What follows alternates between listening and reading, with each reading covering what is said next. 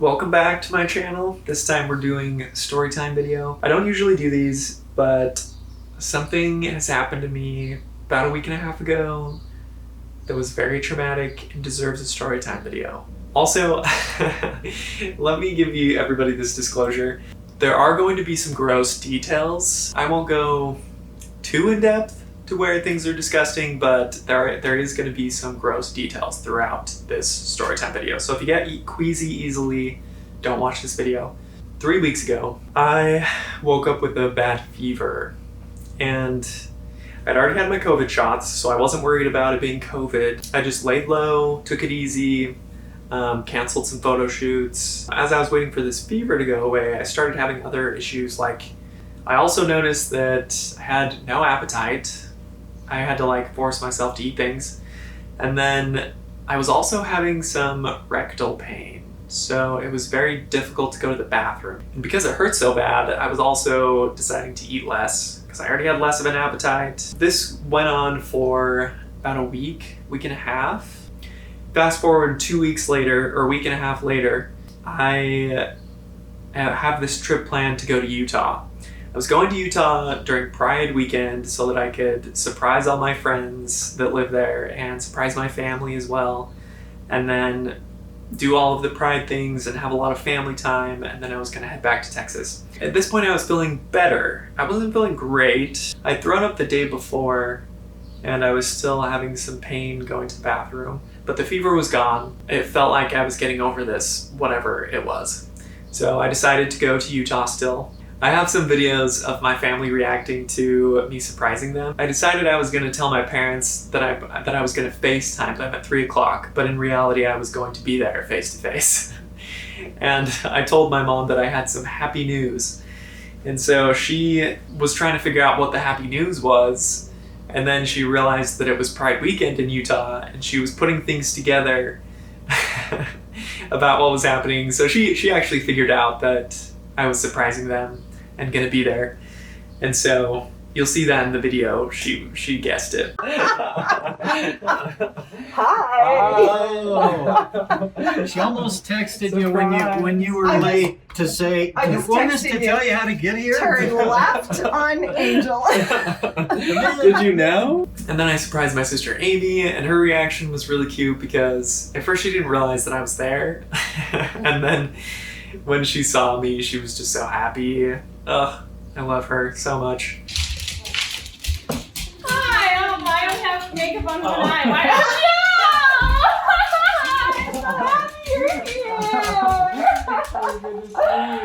Oh, You didn't even notice he was here. Oh, yeah, one eye.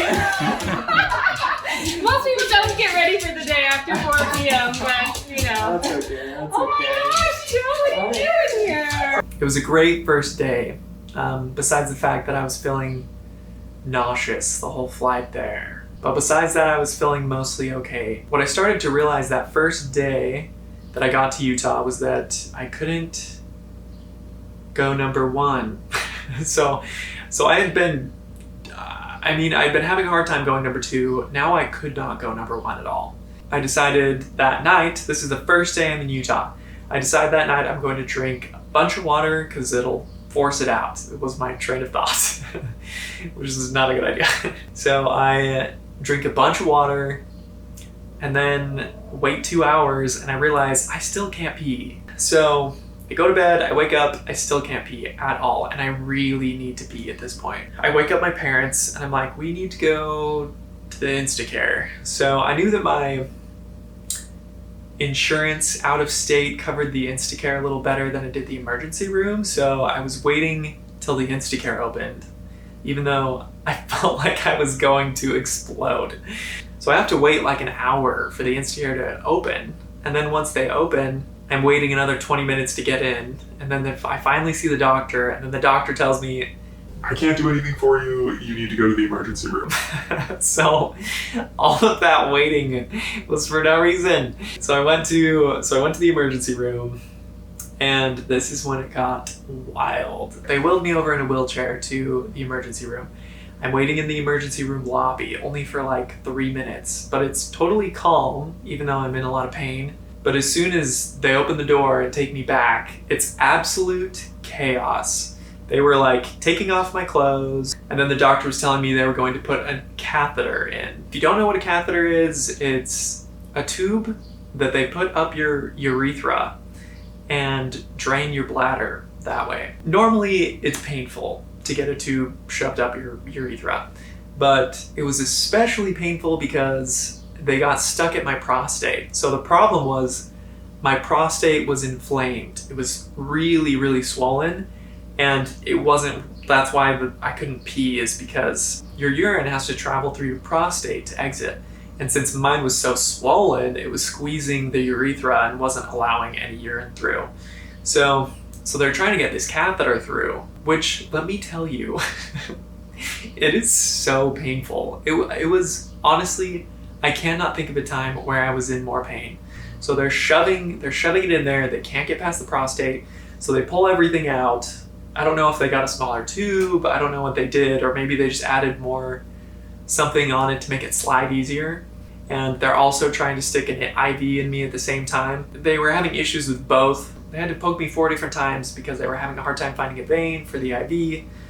But the really painful part was the catheter. They were able to get it through the second time. And then once they got the IV in, they gave me morphine, a bunch of painkillers that helped, because they went in to they did a rectal exam, which, if you can remember earlier, I was talking about how it was very painful for me to go to the bathroom that way as well. So luckily I was on painkillers at this point, so it didn't hurt as bad. They also took me in to do a CT scan to see if it was like a urinary infection and bladder infection. And then they tested my urine. They came to the conclusion I had prostatitis, which is basically an infection in your prostate. I've been at the ER for probably 3 or 4 hours at this point. They tell me I can go home, but I have to keep the catheter in for my entire trip in Utah. Most of my friends are probably just now finding out that I was in Utah at all. Even my close friends. I didn't tell people because I was recovering and I had that catheter stuck in, and I wouldn't want to go to a bunch of pride parties with my catheter holding my urine. Fast forward a week, I'm supposed to be leaving back to Texas in 2 days. And this is the day that I'm supposed to be getting my catheter out. And they take it out that day. I am on cloud 9, being able to just pee like normal. You don't realize how lucky you are to have like basic bodily functions until you lose one.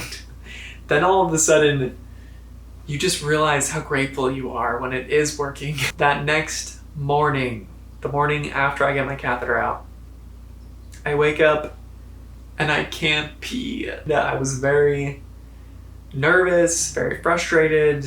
I'm debating staying in Utah because my parents had been taking good care of me while everything was happening, but at the same time I had photo shoots that I was supposed to be at in Austin, and I just have better health coverage in Texas through my insurance. So if I needed more medical help, I needed to be in Texas. So I decided that I needed to travel home still. At this point, I was able to partially go to the bathroom, but it was very difficult and it took like 3 hours to like partially empty my bladder. I had a whole system down of like using the shower and then hopping out and then using the shower and then hopping out. I was able to get enough out that I was starting to worry less about having to get another catheter put in. So I'm traveling back to Texas. I have a layover in Florida. I know it's ridiculous. I find out that my first flight was late enough that I missed my second flight, my connecting flight. So I'm waiting in the Florida airport for hours for the next flight to Austin, which literally didn't leave till 12:30 a.m. I get on that flight, I make it back to Texas, and I go directly to a shower and pee as much as I can, which wasn't much, but it was enough that I wasn't in pain. Okay, so that was like 4 days ago. I've been on the meds long enough now that it's still difficult to go to the bathroom, but it's way easier. It's not a 3-hour process anymore for me to partially empty my bladder. It's definitely, the meds are kicking in, the Flomax is working, the antibiotics are bringing the swelling down. So yeah, that was my first experience ever in an emergency room. And My first trip back to Utah since living in Texas. Luckily, I'm going back in a few months, so I'll be able to see all the friends that I couldn't see this time. Thank you guys for watching. Hopefully that wasn't too dramatic. It was very traumatic for me, but venting about it right now, I feel like it's helped. I'll see you next time. Bye!